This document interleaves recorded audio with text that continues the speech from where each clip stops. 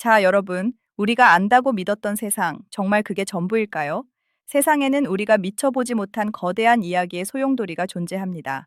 당연하다고 믿었던 상식이 완전히 뒤집히고 겹겹이 쌓인 역사와 미스터리 속에서 진짜 진실이 수면 위로 떠오르는 그 순간, 그 짜릿한 지적 쾌감을 여러분과 함께 나누고 싶습니다.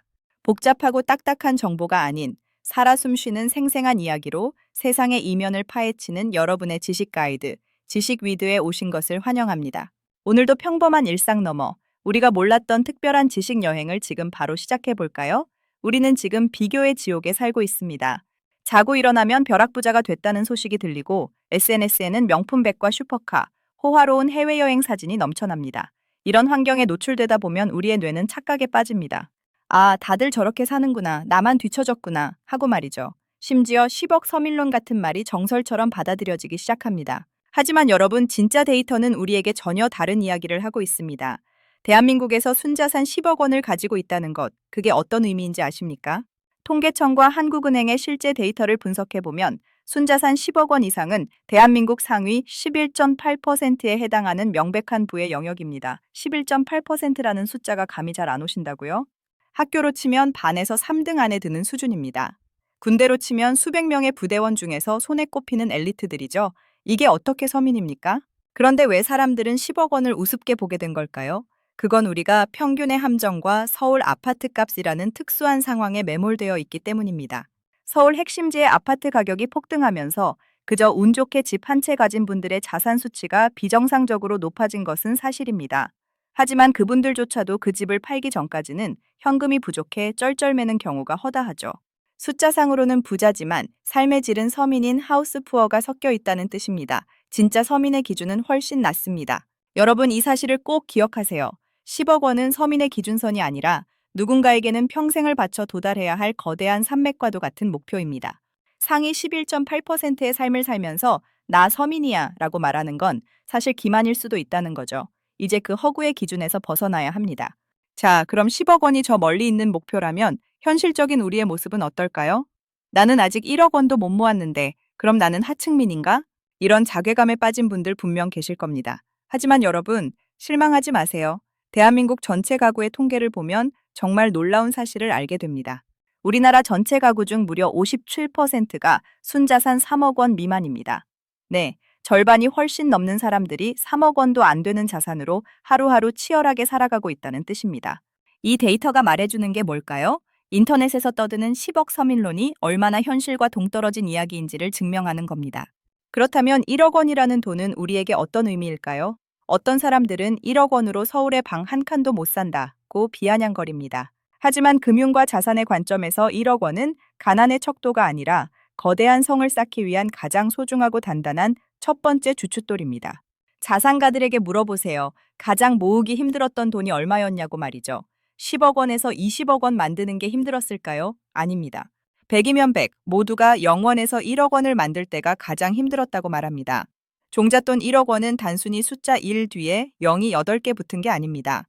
그 안에는 여러분의 눈물겨운 절약, 남들 놀 때 참아냈던 인내심, 그리고 돈을 다루는 기술이 모두 압축되어 있습니다. 1억 원을 모아본 사람만이 5억 원을 만들 수 있고 10억 원으로 나아갈 자격을 얻는 겁니다. 그러니 여러분의 1억 원을 혹은 그 과정에 있는 여러분의 노력을 절대 과소평가하지 마세요. 자, 그런데 여기서 의문이 생깁니다. 분명히 10년 전보다 월급은 올랐고 나름대로 열심히 일하고 있는데 왜 내 자산은 제자리 걸음일까요? 왜 부자가 되는 길은 이렇게 험난한 걸까요? 여기에는 우리의 자산을 야금야금 갉아먹는 세 가지 그림자가 숨어 있습니다. 첫 번째는 바로 높은 고정비입니다. 월세나 담보대출 이자, 보험료, 통신비, 그리고 각종 구독 서비스까지 우리가 숨만 쉬어도 나가는 돈이 너무 많습니다. 특히 한국 사회에서는 남들 하는 만큼은 해야 한다는 체면 비용이 고정비에 교묘하게 숨어 있습니다. 두 번째는 부채의 늪입니다. 대한민국 가계부채 수준은 세계적으로도 높은 편이죠. 소득의 상당 부분이 이자를 갚는 데 소모됩니다. 내가 번 돈이 내 자산이 되는 게 아니라 은행의 수익이 되고 있는 현실입니다. 하지만 가장 무서운 적은 세 번째, 바로 라이프 스타일 인플레이션입니다. 여러분, 혹시 소득이 늘어날 때마다 차를 바꾸거나 더 비싼 외식을 하거나 더 좋은 옷을 사지는 않으셨나요? 소득이 높아지면 그만큼 우리의 눈높이도 같이 올라갑니다. 월 300만 원 벌 때는 100만 원을 저축했는데 월 500만 원을 벌어도 여전히 100만 원만 저축하고 있다면 여러분은 지금 소득의 덫에 걸린 겁니다. 남들이 가는 오마카세, 5성급 호텔 호캉스 이런 것들을 따라가다 보면 내 자산은 절대 쌓이지 않습니다. 부자처럼 보이는 삶을 사느라 진짜 부자가 될 기회를 날려버리고 있는 건 아닌지 냉정하게 돌아봐야 합니다. 자산은 내가 얼마를 버느냐가 아니라 얼마를 남기느냐에서 결정된다는 사실, 이 단순한 진리를 잊지 마세요. 그렇다면 우리는 이제 어떻게 해야 할까요?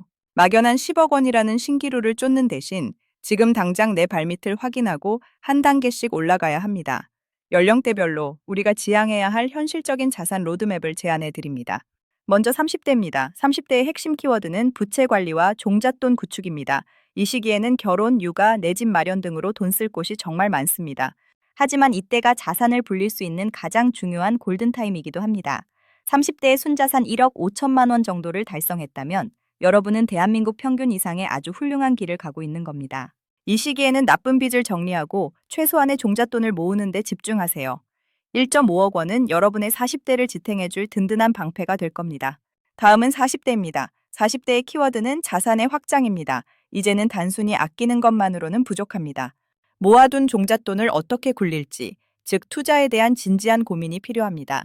또한 본업 외의 파이프라인, 즉 부업이나 추가 소득을 창출해야 하는 시기이기도 하죠. 40대의 순자산 5억 원을 달성한다면 이는 대한민국 상위 30% 안에 드는 아주 안정적인 수준입니다. 5억 원이라는 숫자는 상징적인 의미가 큽니다.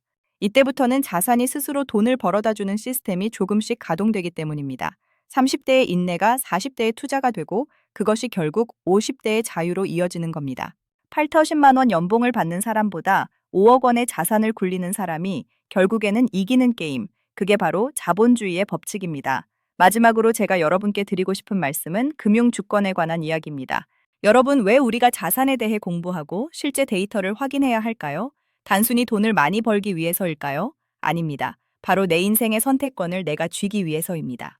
주변의 시선, SNS의 허영, 그리고 커뮤니티의 근거 없는 이야기들에 휘둘리지 마세요. 그들은 여러분의 노후를 책임져 주지 않습니다.